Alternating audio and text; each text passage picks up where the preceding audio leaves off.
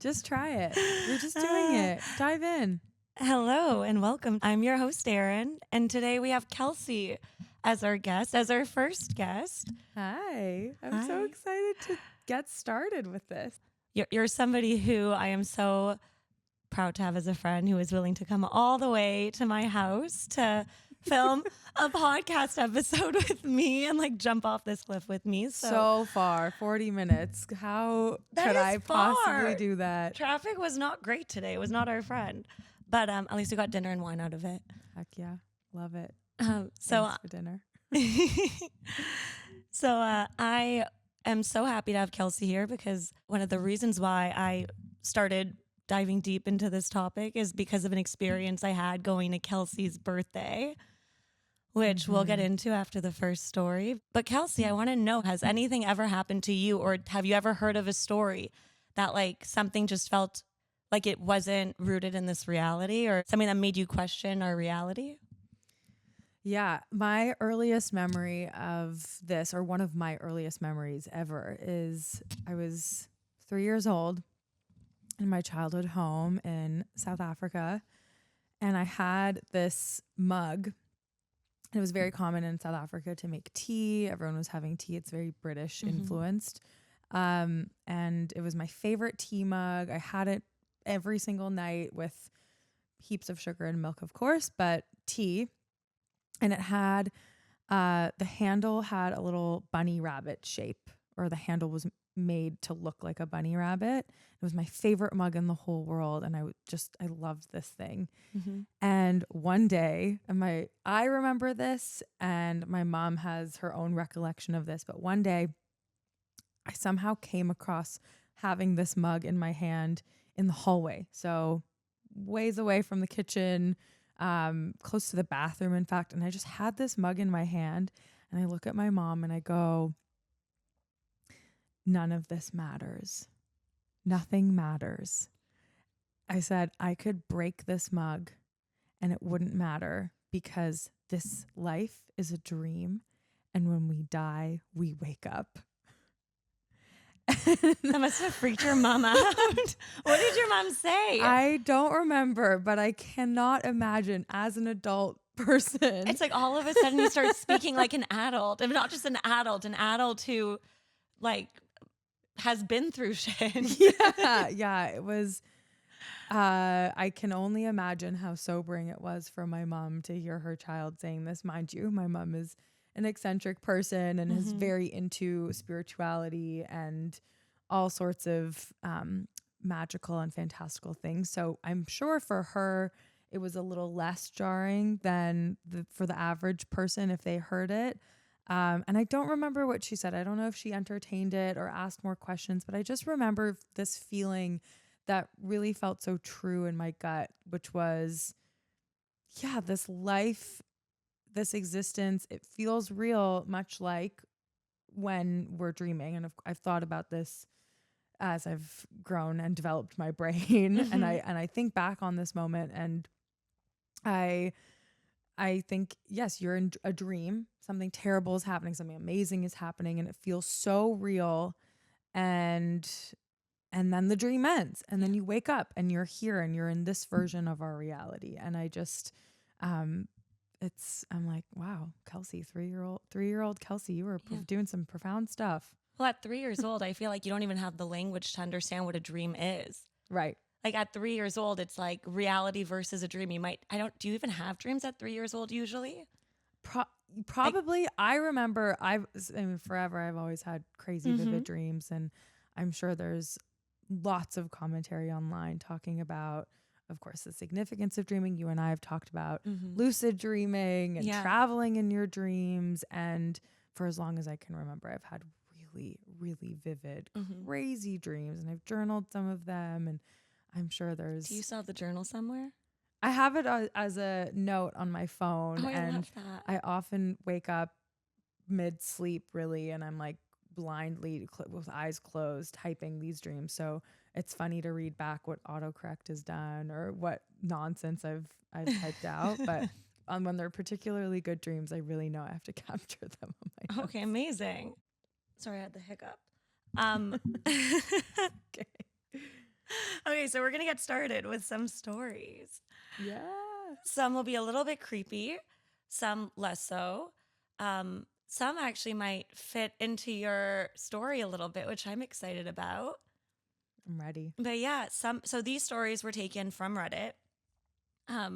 These are things that people have posted about their experiences, and we have an array of topics that we're touching on.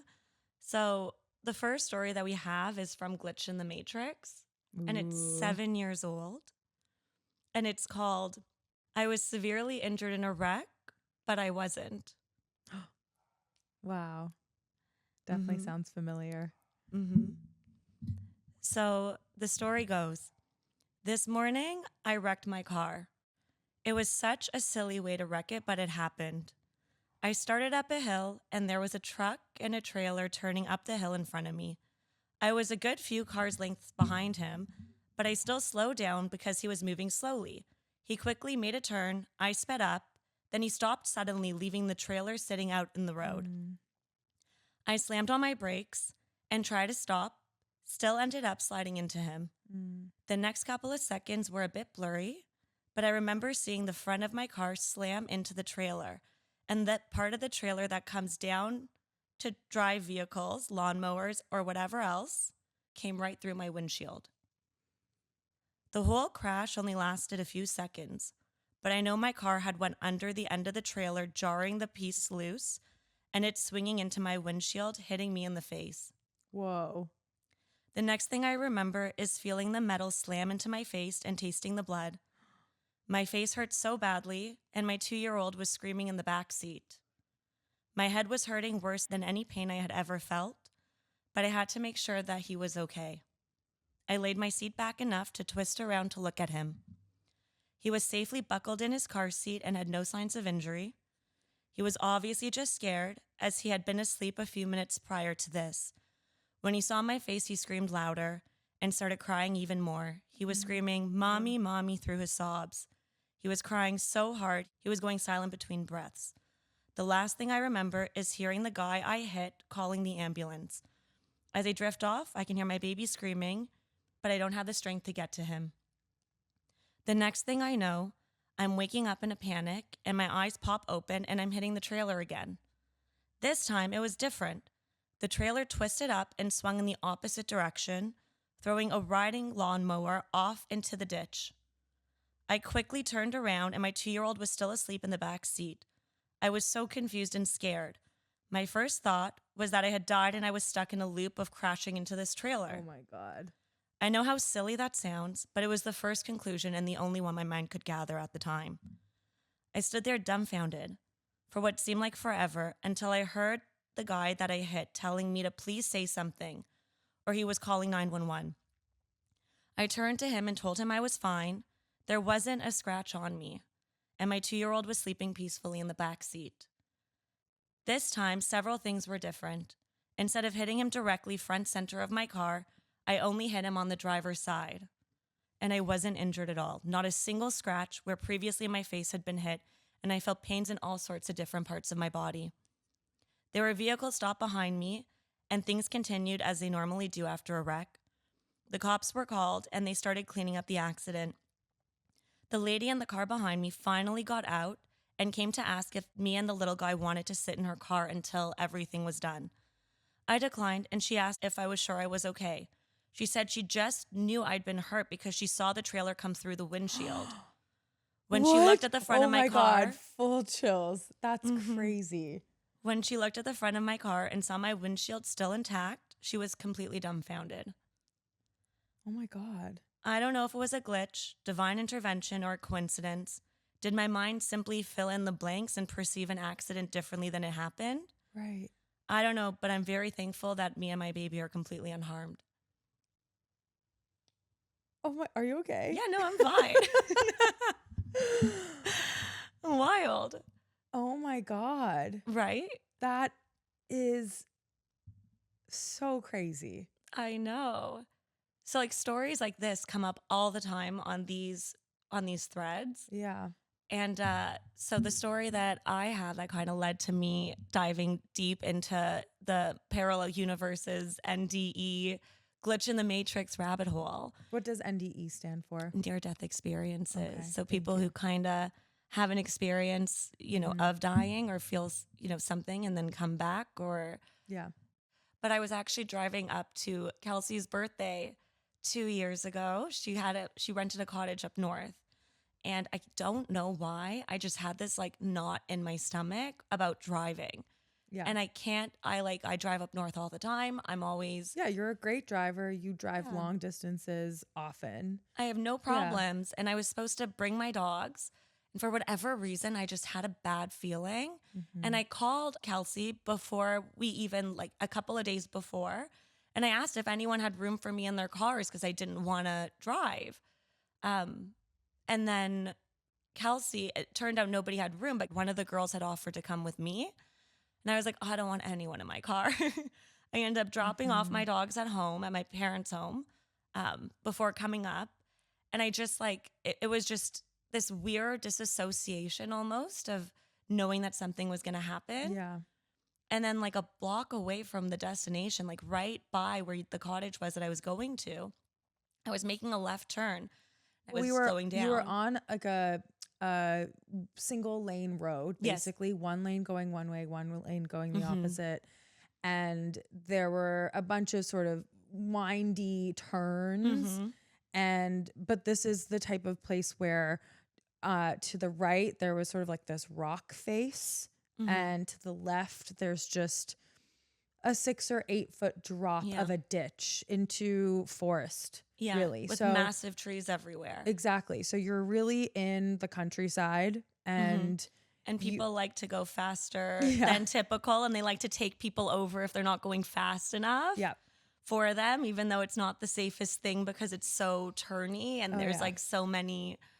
Well, that part of the road, for sure, there was a solid line, which means do not pass. Yeah. But that doesn't stop people from riding your ass like the person was behind you. So the crazy part about what happened to me is as I was slowing down to make this turn, I don't know why I checked my rearview mirror, and the accident that I remember was I realized that the car behind me that had been, tailing me, that he was trying to take me over from the left as I was slowing down to make this turn. And I remember just leaving my body and hearing the accident. And then I woke up in an accident that wasn't the one I remembered. Yeah. With nobody else. I had dropped down. I'd gone off the edge of the side during the turn, like hit gravel, slid over. My car didn't roll. It dropped like 8 feet and landed perfectly in between like 8 trees. So when the cop came, I was like, I'm confused because I'm describing a different accident than the one I woke up in. Yeah. And then he was like, you must have just taken the turn because you realized you were going to hit him.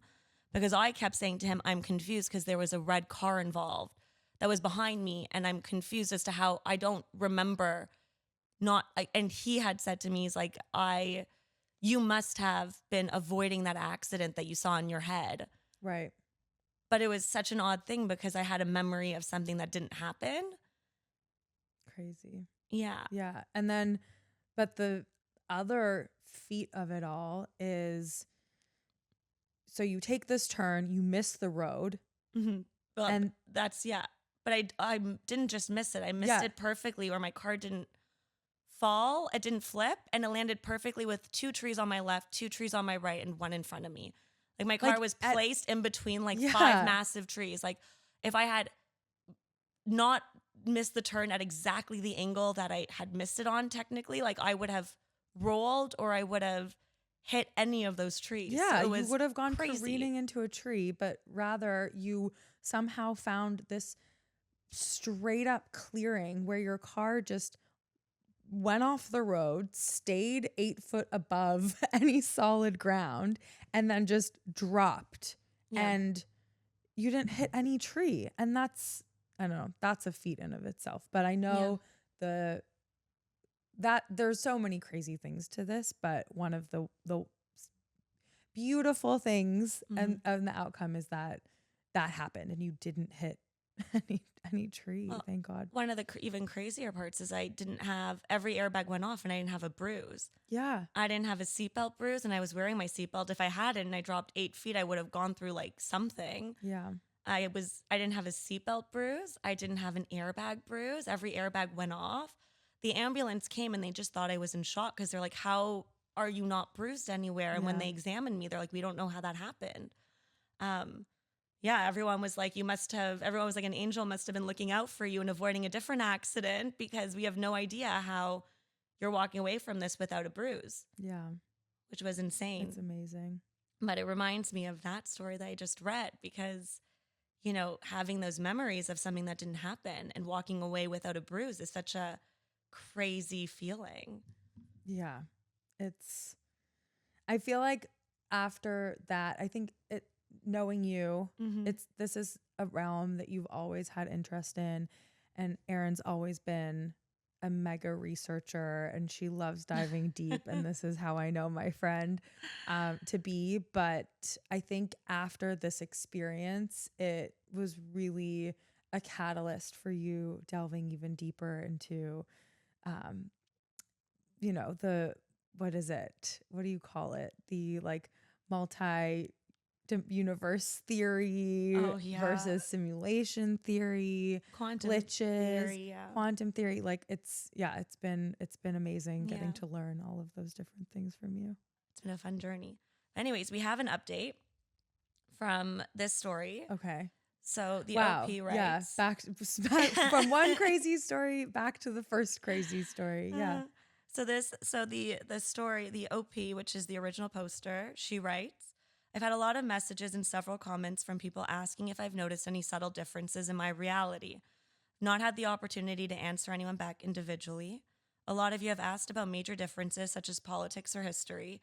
Some have mentioned conversations with others that people may not remember or small things being off.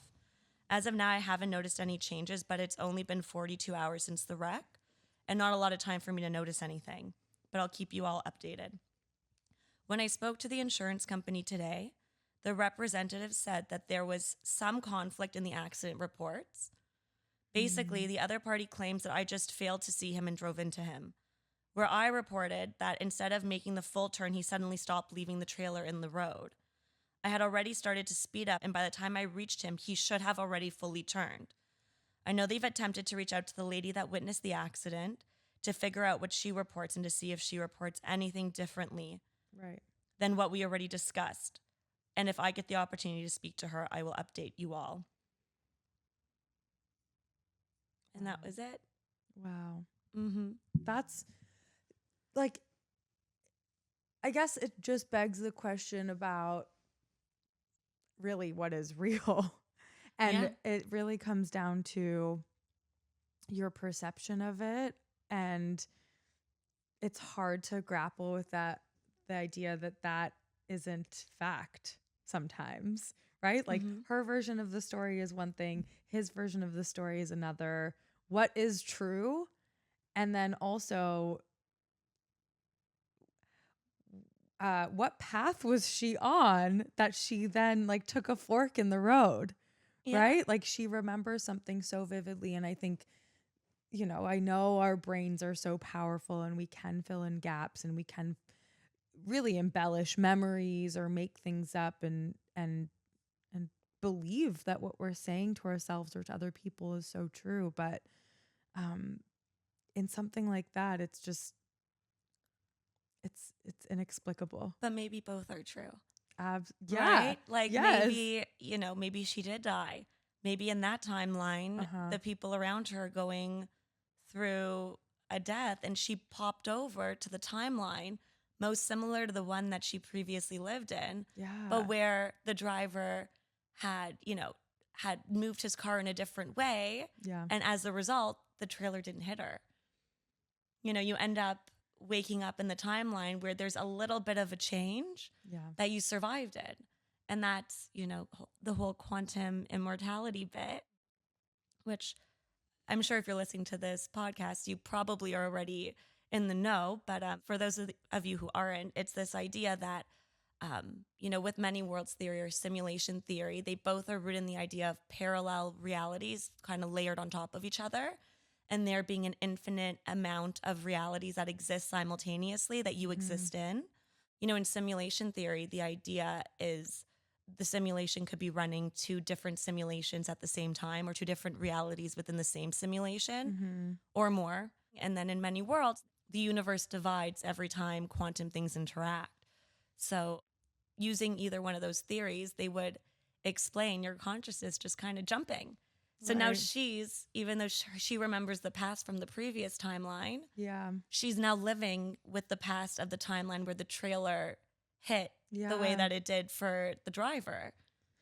Is that why the comments, or one of those comments, was asking if things changed? Like, Correct. why were those questions being asked?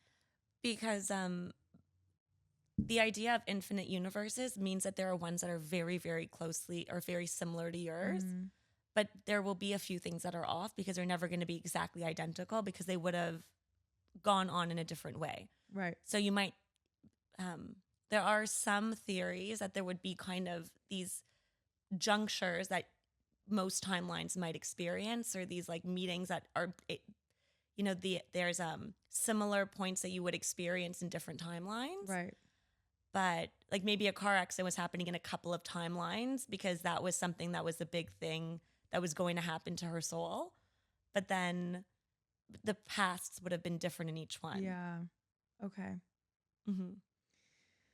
Whew, crazy to think about. My heart was racing when, the plot twist of, oh no, there's a baby in the back. And in one version, baby is screaming, crying, terrified, seeing his mom injured the way she was.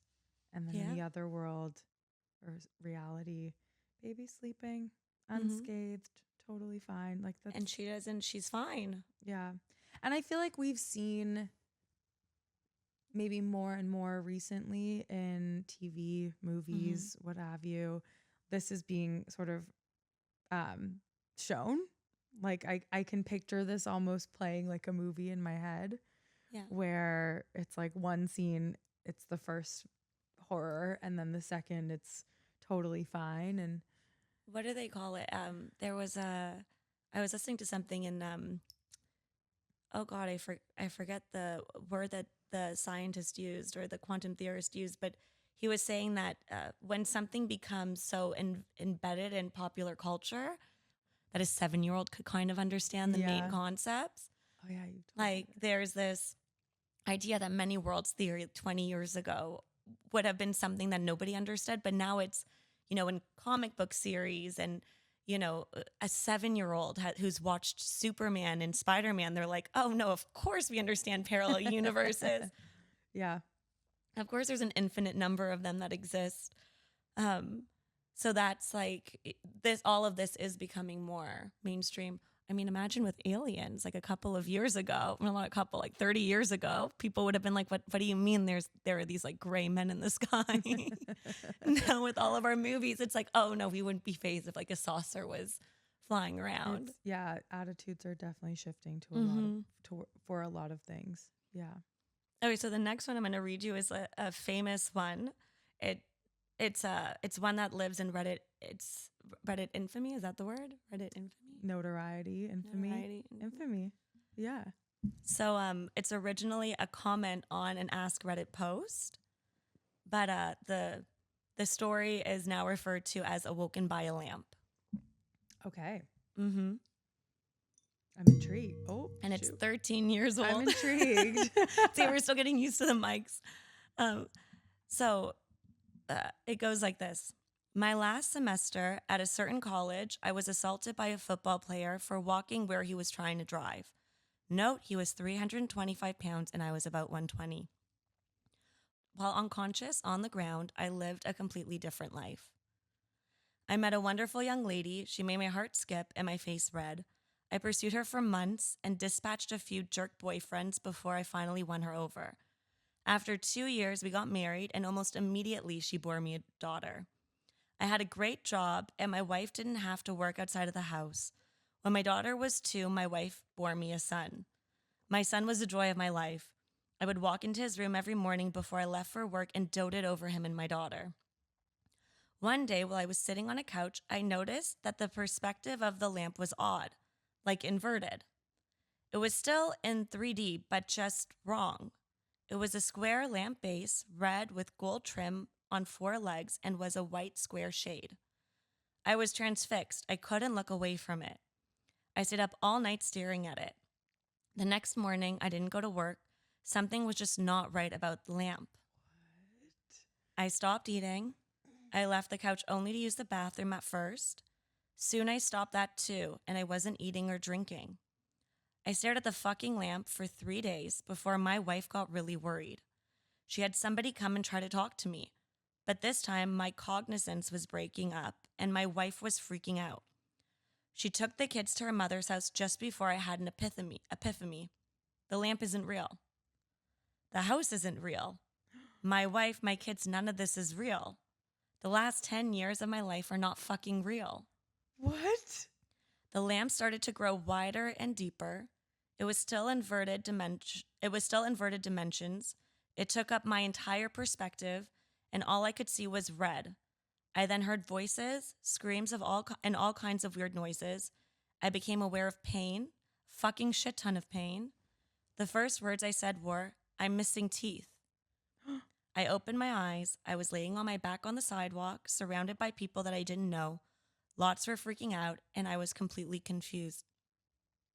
At some point, a cop scooped me up, dragged or walked me across the sidewalk and grass and threw me face down to the back of a cop car. I was still confused. I was taken to the hospital by the cop. Seems he didn't want to wait for an ambulance to arrive and to give me a CT scans and shit. I went through about 3 years of horrid depression. I was grieving the loss of my wife and children, and dealing with the knowledge that they never existed. Oh my God. I was scared that I was going insane, and I would cry myself to sleep hoping I would see her in my dreams. I never have, but sometimes I see my son, usually just a glimpse, out of the peripheral vision. He is perpetually 5 years old, and I can never hear what he says.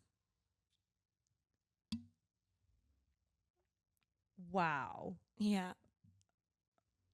That 10 years. is crazy. He lived 10 years. Oh my God. How do you recover from that? Like, how do you come back to Reality? yes, any reality after that? Yeah, it's crazy. This OP was quite active on Reddit afterwards, answering people's questions. Okay. So we have a couple of question answers. So one commenter writes, "Holy shit, this is the best one yet," in response to the question that was asked. "Did you actually experience all those years as if they were real time? Or did it all fly by like dreams normally do?" And he writes, "At the time, every memory was vivid in my dream, but when I came back, things began to fade quickly. I couldn't remember what job I had or where I worked. I couldn't remember my address, but I could sketch out the floor plan of my house. Over time, I've forgotten my wife's name and what she looks like, as well as forgotten my daughter. Perhaps because I'm a man is why my son made such an impression on me, as he was sort of like a mini-me. I never got married afterwards, nor have I had any children in real life." Wow. Responding to somebody else, he writes, "It felt like I was away for years. I had no idea who the people standing around me were, even though I was friends and classmates with several. The memories faded fast, and I still tried to hang on to them to no avail. Wow. But the lamp I can still see crystal fucking clear." What is it? What is this lamp? Like, who placed it there? What is it symbolizing? There was something about it that he just realized. Something about that lamp just was like triggered the fact that it wasn't real. Yeah, it was like It's crack. like waking up in a lucid dream almost. It was like a crack in like the canvas of this life. That it was like, And he writes again, not right. "I actually experienced 10 years, maybe more. And now it feels like a dream, but the entire 10 years felt real. At the time," so he writes, "As for the time, have you ever drifted off to sleep for a short period of time, but it felt like a very long dream only to discover that you had only been asleep for long enough to press snooze?" So have you ever Right. pressed snooze and all of a sudden you slip into a dream and the dream lasts Oh, a couple of yes. days and it's only Yes. been like 10 minutes. Always. So he describes it as that, where it's like he was living a consecutive time, like a linear life. Well, I guess that has me thinking all about things that you talk about, that my husband talks about with you, which is time and what is time and how do we conceptualize the passing of time, and ultimately the conclusion that time isn't real. Yeah. And our perception of it changes depending on what we're doing, where we are, what we're thinking about. And this is such a, What our brain thinks is real. yeah, this is such a real example of that, Yeah. right? Somebody had commented, another person, so another commenter, but who's also an OP, wrote his own story underneath of his own experience. And so we have that here too. Do you want to hear it? Yes, absolutely. So this commenter writes, I used to get bronchitis often, every 2 or 3 months. And one time it was particularly bad. I had friends checking in on me, making sure I took my meds regularly, and one friend made a lot of how do you pronounce it? Echinacea. Echinacea, yes. Echinacea tree. Oh, I tea. have all of that when I'm sick. So much echinacea. And made sure I drink it regularly. I have no memory of that time.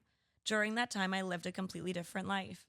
It wasn't 10 years. It was just a few weeks of that life. Of being sick and having friends come over? Yeah, so he doesn't remember that whole period when he was super sick, that people were coming in and feeding him. Wow. And he lived a different life in his head. Whoa. Up until I got sick, I was very unhappy with life in general. I was depressed a lot of the time and even suicidal. My best friend had died recently, and basically my whole life sucked, and I could not find a way to fix it. During these few weeks when I was out, I managed to find ways to fix most of these problems. My friend, the one that passed, even came back. Oh, wow. I was super happy. I met a great girl, had a huge promotion at work. Everything was better. One afternoon, my friend and I were hanging out in our favorite bar, and I realized that I hadn't shown him any of the tattoos I've gotten while he was dead. I went to show him the one I got in memorial of him, and it was literally dripping off my skin, as were all the other tattoos I had gotten since his death. Oh my gosh. At that point, it occurred to me that he was dead, that I somehow had a child with a woman that I had only met a few weeks ago, and that the bar that we were at was abandoned and empty and lined with cobwebs, which I had noticed before but didn't seem weird until this very moment. That whole experience ends there, in that abandoned bar. No more story there. I assume this is where I started walking around on my own again, in reality, but I still have no memory of that either. In fact, I have no memory of anything until a week after I woke up and started walking around again. During that week that I was out, my friends tell me I didn't speak or make eye contact, rarely ate in front of anyone. They would leave me food and they'd come back to an empty dish. I didn't die, so I must have been eating what they left. I have no memory of any of this. My first memories kick in while I'm at work. It was difficult to cope with this, to finally get all that weight off my shoulders, to finally be happy again, and to finally put that part of my life behind me was the best feeling I'd ever experienced. And then to wake up and find out that none of it was real was hard. It's hard to accept reality. Every night you go to bed expecting to wake up in the dream world and learn that that world was actually a dream. This was 3 or 4 years ago now. Sometimes when I'm really stressed out, little pieces of that dream creep in. The dripping tattoos, for example. But the one that haunts me the most is every once in a while I will have a dream where I'm on the couch with my son, the one from above, and my wife is in the kitchen doing something. The phone rings and I answer, and it's my current girlfriend. She asks what the noise is, and I say, that's my son. And as soon as I say it, it becomes so obvious to me that she isn't the mother, that she's not my wife in the kitchen, and then I wake up. Wow. I know it's my stupid brain screwing with me, but something in my head that I just can't quite explain knows that this is a reality that hasn't yet come to pass, or that I'm not living in, or a reality that I missed a turn for. It is so real. It actually caused some problems between me and my girlfriend, because in the back of my brain, I know someday I will meet my wife and everything else is temporary. Oh my God. I've had doctors tell me that I'm making this all up. It's pretty scary for someone to come up and explain almost the same thing for me without hearing me explain it to them before. Like, this could be an actual thing. I feel for you, dude. I can't explain how painful it is to lose something that great, and then to have to try to explain to yourself that it was never had to begin with. Wow. So, you know what I've noticed now in these stories you're telling me is it's so fascinating to start picking up on the pattern that all of these realities that people enter into, or the imagination they have, whatever you want to call it, although, you know, if it feels real, then who's saying it's not real? But it's all triggered by something really traumatic, right? Like an injury or an accident or the loss of a loved one or being sick. And I'm so curious to know, like, what about those experiences is it that our brains, our psyche, or our body or our emotions like just can't deal or like fathom with the thing that is in front of us in the reality that you and I are in, that like there's like a switch activated that we're then sent on a different path for a short time, and then maybe it's like, okay, time's up, now it's time for you to face the music. Like, what is it that puts us there? I wonder if, like, just thinking out loud right now, I wonder if you die, like, so let's say that when you pass, you do jump timelines to a different universe. What if the other accident in the most similar universe to yours hasn't happened yet? So you slip into one temporarily in a dreamlike state, and you live that one until the other timeline reaches a point that you could merge with it. Maybe. Like, maybe you jump into another timeline in a parallel universe that isn't similar to yours. Yeah. And then you slip back into the one that you survived in that is similar to the life that you consciously led once that catches up to you. Because, like, what if that accident with that football player was, you know, weeks behind on a different timeline? So he slipped into the closest, or to just a different universe. What was he doing in that time while he was waiting? So his consciousness jumped, and then he jumped to another timeline. Like, what if it's three different timelines? Or three different universes. So let's say reality A, which is where he's walking and he's in the way of where this football player is. Yes. Right? Reality A. Then he jumps to reality B. Reality B is he's meets a girl, wife, family, and then something whatever. triggers that it's not his reality. But what is reality A person doing? Reality A died. Oh. So I'm saying, what if reality A died? And then they jump to reality B, and then something in their brain realizes that it's not real. So then they jump to reality C, which is the last time that they could pinpoint. Like, they jump to another reality. Where they didn't die. Yeah. Like, what if sometimes when you die, you jump to you don't go to the right reality. And then it's not your brain. There's something about your brain doesn't fully sync. Yeah. And then you push forward to another reality that's like more similar to yours. I'm curious then also. Like, your brain almost doesn't fully sync with the reality for whatever reason. And then you notice something, and then it pushes you forward. I wonder. What do I wonder? I wonder so many things. I wonder then, like, what is it that like causes that breakdown in communication? I guess I'm operating under the assumption that, and how I feel about death, dying, our bodies, our souls, is like, my body is this vessel for my soul and my, like, which is, I think, interrelated with my consciousness, my soul and my consciousness. And when this body ceases to exist, it just runs out of juice.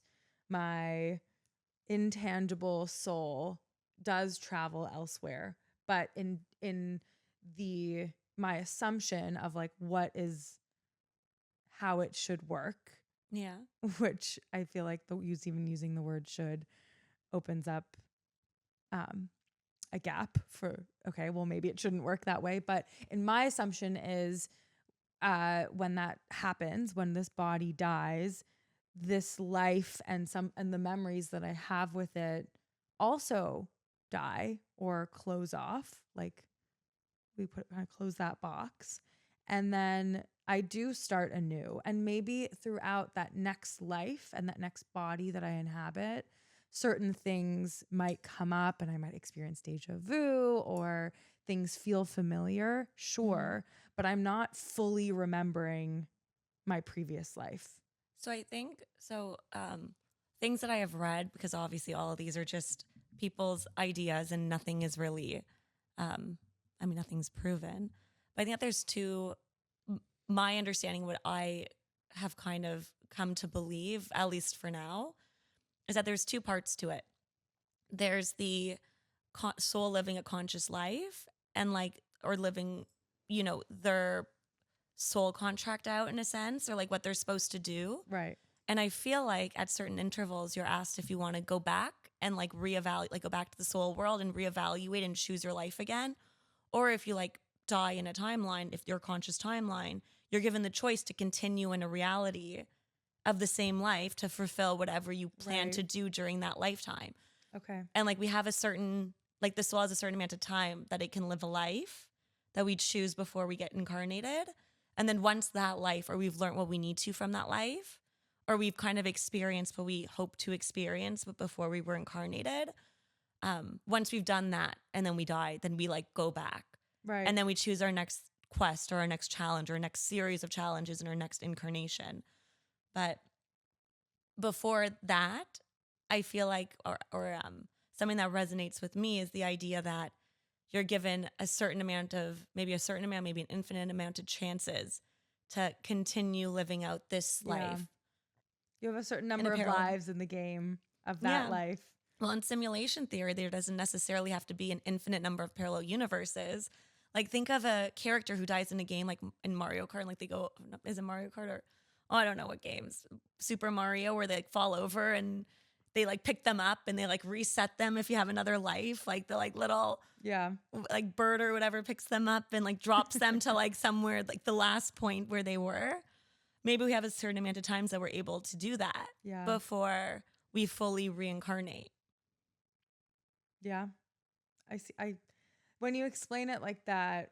Well, that's the simulation theory. Many worlds is just you jump. I think what resonates with me is when you're talking about there's a certain quest or sort of mission or lesson or experience that our souls are seeking out in their current body or situation. And so that helps me understand why there sometimes does exist this disconnect where people are jumping into different timelines or different realities. Yeah, they want to finish. They don't want to start over because certain things that we're not done here yet. There was this book that I read called Journey of the Souls that is so good and I recommend it to everyone. But he basically in hypnosis goes through patients talking about what happens in between lives in the spirit world, and they're in hypnosis and he pulls all these commonalities. And one of the things that he says is that you kind of choose in advance these certain big pillar moments and these certain opportunities that are going to be given to you and what you're going to learn from them. And there are these little tests, and then we wipe your mind. Basically, you have no memories. You start from scratch, and we see if you, as a soul, innately are able to accomplish those things. Wow. And oftentimes, there are people who say when they pass, if they don't want to come back, there are stories of people talking about how then they get to see all the possibilities of the life that if they go back that they can live and all the people who they're going to affect. And you then have a choice having all the information to come back if you want to. And oftentimes people are like, yeah, never mind. I want to come back. I don't want to start over. I chose that for a reason. I don't want to start from zero. I'd rather start from where I am. Fair enough. Yep. Mm-hmm. All right. We have another story here.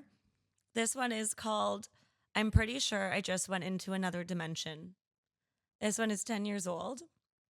It was originally posted in Our Paranormal and then in Glitch in the Matrix. So this person writes, a couple of hours ago, I was in the midst of a coding frenzy when my stomach started rumbling constantly. I decided that my coding project could wait a couple of minutes and that I needed to go grab some food. I live in the western United States, so the nearest place is always a McDonald's. I just wanted some quick food. I wasn't dressed. I hadn't showered all day. Days off, woohoo. And so I wanted to run to the nearest drive-thru and get back. McDonald's it was then. I picked myself up from the computer, threw a leash on my dog, and headed out. I loaded the dog in the car and turned on the ignition. Outside, there was still a bit of light. The sun had just dipped behind the mountains in the horizon, and it was just dark enough to warrant headlights. As I'm winding my way out of my neighborhood, I started to notice that the street lamps kept going out as I passed them under and then coming back on when I passed them, which I thought was strange, but I chalked it up to a coincidence as I've had street lights go out on me before. I eventually made it to one of the last turns to get out of the neighborhood, but as I pulled up to the stop sign, I felt a wave of something pour over me. I heard my dog whimper. I looked back at her and she was ducked back into the middle of the back seat, tail between her legs, with her fur sticking straight out. It felt like I went through a thick sheet of static electricity, honestly, and I began hearing a loud feedback noise inside of my head, and the world just got blurry. This went on for a few seconds before it cleared up. My car had stalled during this time, so I turned the engine back on and made my way to the stop sign. When I pulled out into the main road, I immediately noticed that the streets were vastly different. They were the usual black, but they had bright white, iridescent color to them as well, lighting up the environment. The streetlights that were usually on the medians on the road were all gone, replaced by trees. McDonald's was still right by my house. I could see the sign. It was in a different building, though. The building was much bigger than usual, but so far, this is the least strange thing that happened on this drive. So I drove towards it, still very much confused as to the sudden change. My dog in the back of the car seemed to acclimate to the change much better, as she was back to sticking her head out of the window and sniffing the air. Oh, so unfazed. I pulled up to the only stoplight between me and the destination, and the car in front of me was something I had never seen before. The logo on the back was a silver circle with what looked like a silver Sicilian eagle in the middle. On the eagle's chest was the letter G in a cursive font. The model of the car was a Vapor. The license plate was the same as any other, though. So I go through the light, still wondering what the hell happened, when I reach the McDonald's. I get to the drive-thru menu, which is all LCD screens updating to show featured menu items and looping GIFs of people smiling while they eat. My usual is still on the menu, though for $2 more than I am used to paying for it. So I order that. I pull up to the window with my credit card out and am ready so I can pay.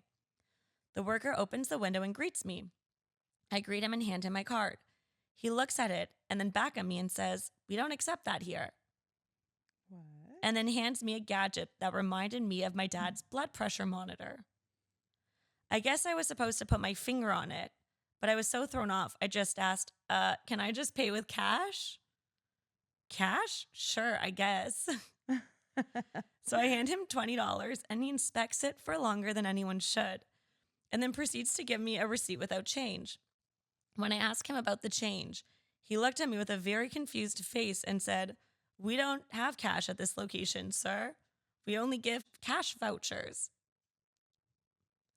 Okay, so I look at my receipt and lo and behold, the bottom of it says cash value $11.26. Oh my Good enough for gosh. me, I guess. I pull up to the next window. What? After waiting a few minutes, the next worker opens up the window with my bag of food in his hands and a big smile on his face. He hands me the bag and I put the receipt in it out of habit. And then he says to me, "Oh wait, I forgot your fries. Can I have the bag back, please?" So I hand him the bag, and a few seconds later, he turns and says, "I hope you have a great day. I made this special day." This went on for a few seconds where he's glitching. Really? His face and body motions were moving and resetting like when you tilt an N64 game slightly out of the console. I didn't have time to be terrified during this moment because as this happened, I felt a wave of electricity come over me again. And just like that, I heard my dog whimper. And when I looked back, she was crouched in the back, her fur extended. And just like last time, I heard a loud feedback noise in my head. My eyes took a second to adjust, but when the world came into focus, I saw that I was in the same parking lot. But this time I recognized everything. Mm. This was a parking lot of the McDonald's that I'm used to going to. And sure enough, the McDonald's was visible in my rearview mirror at its usual location. So I go through and buy food again. Really? Does he still have, or do they still have their $20 bill? He says my $20 bill was missing. Oh no. As was my cash voucher or whatever that was. And I drive back. I have no clue what happened, honestly. In this second version, once they come back to the initial reality, did they have their food? No. Oh, okay. Because the guy, I think he gave the guy back his bag to fill it with fries. He put the cash voucher in it. Yeah. And then everything got glitchy. And then he woke up in the same parking lot. Got it. Okay. So you had to go back for food. Yeah. He's like, I guess I'm going to go back again. I mean, what do you do at that point? Oh my God. And then when he went to go buy food, his $20 was gone.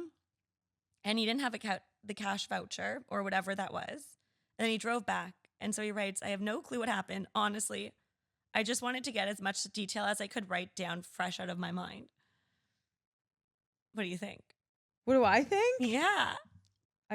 The first thing I'm curious about is the car brand. Like, I want to do like an image search. So are the Reddit commenters. I'm They've been like deep diving about what is this car? Like, is it something that's like reflected in a movie, a book, like some sort of fictional world? Or because that feels specific. So specific. So does cash voucher. Although, I mean, my dreams, I guess, or my imagination has come up with some crazy shit. Oh, see, that's the thing too. I mean, like if he fell asleep, maybe, yeah. But then how would he get there unless he was lucid driving?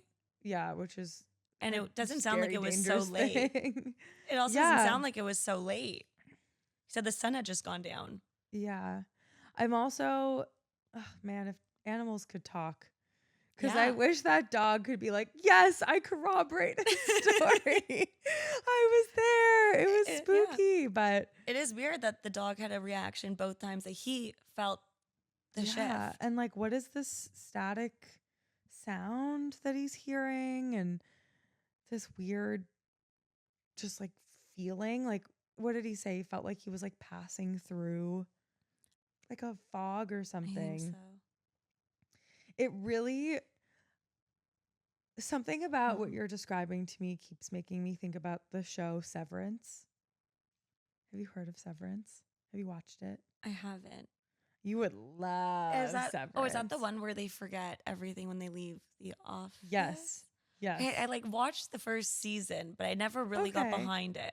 Okay. I forget the whole show, to be honest. That's really the premise, really, is where I think they've like, as participants of this new way, they've agreed to, I don't know, do something to alter their brains such that when they pass a certain threshold, they don't know what their like outside, I think they call them outies, like what their outside person is doing, what their story is, who their family is, like anything about that. Because when they become an innie and they're just in their office space, they just know that reality. And it really is, it plays on this description where you could be in one world and then all of a sudden you're in just a different place altogether. Mind you, in the example you're telling me, they have memories of their previous world. It's almost like the inverse, where like the world suddenly becomes different when they cross a certain threshold. Yeah. And it's trippy. It's crazy. Do you believe this person? I mean, how do you feel? I feel like do I believe these people? I think that there are enough stories with enough consistencies that could be, I guess, explained based on so many different coincidences that would have to Yeah. happen simultaneously. But it also makes you wonder. I mean, I believe that they experienced something. Now, do I think that maybe they were sleep driving and got to their destination, and maybe Yeah. there's somebody who can basically sleepwalk or sleep drive, and that other people experience something similar and have a similar reaction? It's possible too. Yeah. But also, I mean, it's kind of cool to think about it this way. And even if it was a dream, maybe he did go into another world in his dream. Yeah. Yeah. You know, maybe in a lucid dream, maybe there was some threshold where him in another universe was doing the same drive, and his consciousness just kind of merged with that for a second. Where like, Yeah. you know, like sometimes we slip into other versions of ourselves when we're dreaming, or like For sure. where maybe sometimes if both versions of you are in the same place on a timeline, maybe there are times that you kind of see parts of what the other version of you is experiencing. Yeah. If like you're kind of going through the same part of that Get timeline. like an access point into it. See, I think the pragmatic or like very literal part of me wants to, I keep finding my brain wanting to wrap its mind itself around something that in this reality like makes sense to me. And how do we often do that? We turn to things like science or scientific experiments or things that we can see and I'm going to air quote this for sure, but prove, right? Like, and that's where you get theories, and theories are things that we can prove and test over and over and over again. And so I think the argument exists to say that if we're testing theories and over again, people say, this is what I'm experiencing, or I had something similar happen, does that become in of itself sort of a scientific theory? And at the same time, a voice in my head almost also wants to say, well, imagination is a really powerful thing. Yeah. And I feel like such a hater when it comes to things like this, because I do want to also believe and be able to open my mind up and say that just because I can't see it doesn't mean it's not real, and it doesn't mean you're crazy. But it's tough. It's tough in this reality. Well, it's even when you see, you know, even in your experience, the fact that when you were so young, you had that profound moment when you were like, nothing is real at 3 years old. Yeah. Like before you even experienced the world and like what science is, you had already had a theory based on some hunch. Totally. And like, and that's like great. Like when you, that's like almost before you learned limitations, your brain just went towards this. Your brain just like went to this idea that like you had no reason to know. Exactly. And I think that's such a good point, is that so much of this, I mean, all the stories you told me have been adult people, but there are so many compelling stories that people talk about with their kids that the kids will say some uncanny things or things that how could they possibly know? And it really is based on this fact that kids don't yet know the limits of our 5 senses, which is what I keep trying to like fit things into. But it's almost like they're not fused yet. Like their consciousness isn't yet fused to the reality. Like, and it's not in a box yet. It doesn't have boundaries. And so knowing that and hearing that and just logicking my logic, it makes me feel like there has to exist something beyond what I can see, smell, touch, hear, and on, right? So well, I feel both ways.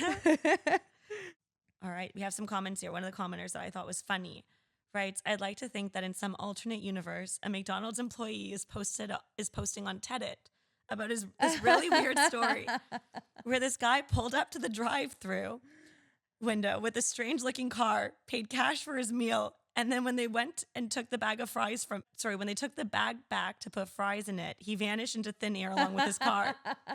And now he has the guy's $20 bill, which looks almost exactly like a real $20 bill, except the name of the Secretary of Treasury on the front is some guy named Timothy F. Getner, which nobody has heard of in this reality. That's so funny to think about. The inverse. They're like, that's so weird. This weird guy just came through the drive-thru and tried to hand me a card. I mean, if there was some switch. I mean, it also, I know it sounds so familiar in so many ways, but it also just that like the payment method piece makes me wonder if he jumped like decades into the future. Yeah. Right? So, Like maybe the town had just been freshly revived and there were new lights and LED screens and the McDonald's was made slightly bigger. And I don't know. It's funny to think about. somebody writes, this is one of the more interesting stories I've read on this sub. So do you think you went to the future or an alternate dimension? And he writes, tough to say. I guess some people had said that maybe he sleep drove his way there, and somehow so he was like, I guess sleep driving thing that mentioned is also plausible. But my first thought was an alternate dimension. But looking back, it could just as easily have been the future. It definitely didn't seem super future-y, like what I would expect, except for the glowing roads. Those looked right out of Tron. Yeah. And then people, so all these commenters underneath are tagging glowing roads that are coming out at this time. And there are articles of Sweden with these glow in the dark roads like these roads. Yeah. Oh. And he writes, yes, that is what it looked like. Is it the lines painted on the roads are glow in the dark? So he writes in response to people posting this, holy shit, yes. Or people write, did it look like this? He writes, holy shit, yes, except not as bright. But yeah, that's almost exactly how they look.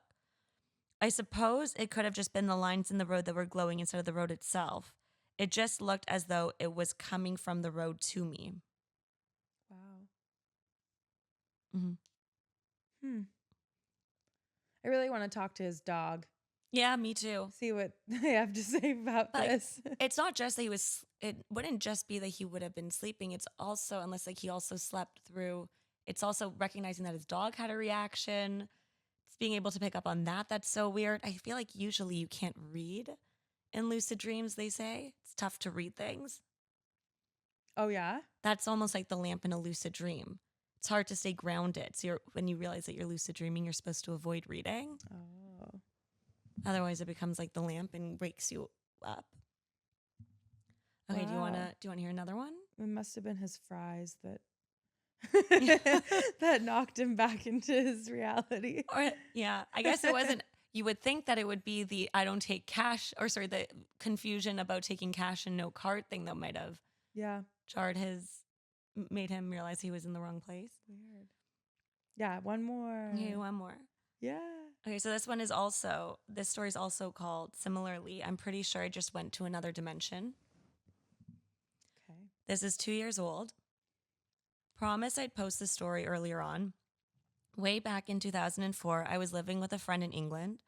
We used to go walking in the countryside, out in the fields and all that. One time we were out walking, we spied a mini forest type thing towards the edge of the field. Curious, we went over to it. As we approached, we noticed a little pathway/gap in between the trees. So we followed it. As we went along through the trees, the pathway became like a little archway, as if the trees were growing into the perfect shape over the path. This went on for ages, maybe half an hour. Wow. Eventually, we saw daylight at the end, so we powered on along and made it out the exit into open air. Outside looked normal, countryside, with the exception of a strange settlement before us. It looked like the buildings were made of junk, well, wooden junk. There were tiny people, 4 feet, maybe 5 feet max. Okay. Everyone was wearing rags. They were all muddy and unkempt. They stared at me and my friend as though we were aliens from another world. There wasn't a road, just a muddy path through the center of buildings. No power lines, nothing modern. While standing there, I suddenly had the feeling that we had to leave. I said to my friend that we'd better go, so we went back the way we came. It was a pity this happened in 2004, since we didn't have the tech at hand to so easily take photos like we do nowadays. Anyways, we went back and discussed it a few times in the intervening months. Eventually, I couldn't stand it anymore and convinced my friend we had to go back with a digital camera. When we returned, we found the trees and the entrance, but when we followed the path, it lasted a few minutes and emerged into another field, a normal field. We walked the perimeter of the trees, turned out to be just a little square of undeveloped and unused land in the middle of 4 fields. What? No archway, no village. Suffice it to say, there was no point in taking any photos. I'm convinced the day that if we hadn't left when we did, we'd still be there, wherever there is to this day, and that it would be another missing persons report. Trapped. Wow. What if it was, okay, I'm being such a skeptic here, but what if it was like a movie set? So a commenter did ask that. Yeah, like maybe. Somebody writes, sounds like you saw a medieval roleplay reenactment group doing historical Or things like, to me. what's that thing? Like LARPing, live action role playing. Yeah. Like there are people who are like very into certain storylines and fictional worlds, and they will like fully assemble, often in the forest. So I'm told. Have you been costume. To one? No. Have you ever actually seen one? No, but maybe this is it. Maybe they were LARPing. So somebody writes, sounds like you saw a medieval roleplay reenactment group doing historical things to me. And then OP writes, must be pretty committed to have built an entire functioning village complete with children, dogs, farmyard animals running about, and to have removed every single trace of it, modified the size of the forest, and landscaped the surrounding area to pristine condition afterward. Okay, maybe it wasn't live action role playing, but I like it could have been a movie set. Maybe. What if they were filming something? This was just outside of London? He says it was, where was it? He says he was living in England and they went for walks in the countryside. A walk in the countryside. Yeah, in the fields. Well, what's interesting there is definitely the foreboding feeling that they felt. Well, he also says modified the size of the forest, because I guess when they went there, the forest. Yeah, it was originally a 30-minute walk, and now it was like 2 or a couple minutes. Yeah, and it was just a field versus walking through for 30 minutes and then getting out into a big city. Wow, it sounds like they traveled like back in time in this one. Another thought that I had was, what if it's like there are few, but some like untouched communities in the world that just like do not exist in our modern infrastructure. Totally. I doubt that they exist in the English countryside. Yeah, that's it. Yeah, like there are people that exist on like remote with islands. like pristine land with a beautiful landscaped field. I feel like that's not where they would be. They'd be like in the middle of the forest. But the reason that doesn't make any sense is because then they went back and nothing was there. There's no trace. But so people were asking them if they still go back. And you know, the original poster wrote, I'd love to go back. That friend and I lost contact, but I'd go back myself armed with 2023 tech to see what I could find. My personal theories are that it was back alone? That is a bold move. Oh, you know, what if he gets lost? God, we don't want that's like the character in a scary movie being like, I'm just going to go downstairs. Yeah. And see. It's like, no, someone's going to kill you. This person, and imagine like walking up with a camera and there's no tech there and you're just like taking photos. Would a camera even, I mean, I guess they would work. I wonder if you cross into a dimension where something doesn't exist, if the tech still works from your dimension. Yeah, I don't know. Like, I wonder if that would. I don't know. Imagine you go back to a different dimension or back in time and you have an iPhone and you're like, what's the Wi-Fi? You can't show how anything works because you don't have a cellular connection or Wi-Fi. Yeah. People are just like, what is this person on? This person's tapping around on this like brick that keeps showing different things on the screen, but like it doesn't have any utility to me. So moving on. Mm-hmm. So this person, armed with 2023 tech to see what I could find. My personal theories are that it was either the distant past, the distant future, or some parallel world entirely. Somebody once said that it could have been the Fae realm. Mm-hmm. And then he writes, I'm convinced something strange happened. When I go back, there was no signs of habitation at all. In fact, the entire landscape was different. Wow. Yeah. And his friend, it seems like his friend experienced everything that he did too. They spoke about it for a while and then they tried to go back together. Wow. Maybe a joint hallucination? So you touching on that makes me wonder, like, were they on a walk in the English countryside with some magical aids. Like, what were they fully sober? But I mean, again, I'm really coming off as like a naysayer here.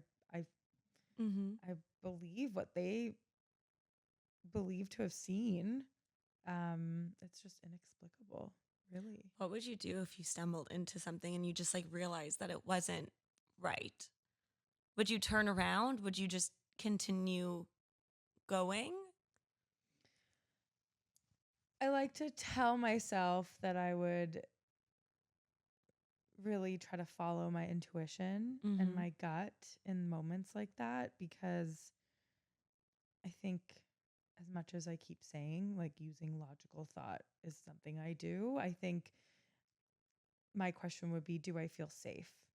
And if I didn't feel safe, I would want to leave. But if I felt okay about it, yes, my curiosity would absolutely take over me, and I would want to explore. I'd want to get to know these like, villagers. Where am I? Yeah, I would want to be like, what food do you eat in this realm? What language do you speak? Would it compute? Do you think it would compute in your brain that you were somewhere else? Or do you think that at first you just would? I think it would take a while. Yeah. Yeah. Depending, I guess, like on what kinds of differences come up. Because I think it's easy for us as humans to also like gaslight ourselves. Like, if something's wrong or weird or off, it's like, oh, it must be me. Like, I must just not have gotten enough sleep, or like maybe I'm just out of it today. But also maybe that's a mechanism that lets us survive if we jump timelines to some extent. Like, maybe that is by design.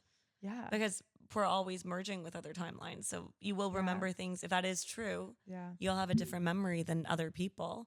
So to some extent, being able to be like, no, maybe I remembered that wrong, allows you to stay grounded in reality. Yeah, and like really not fully lose your mind, right? Whew. Yeah, how do you feel? I feel like you just took me for a crazy roller coaster ride. I feel like my brain has like stretched and bent and twisted and just been taken on some crazy turns. What amazing and like awesome in the sense of like they leave me awestruck stories you've shared. Thank you for gathering these for me. Thanks for coming and helping me with getting this thing off the ground. Of course. I appreciate it. Yeah, I'm so excited to see what you continue to do, Erin. Thanks for having me. Okay, thank you. Bye. Bye.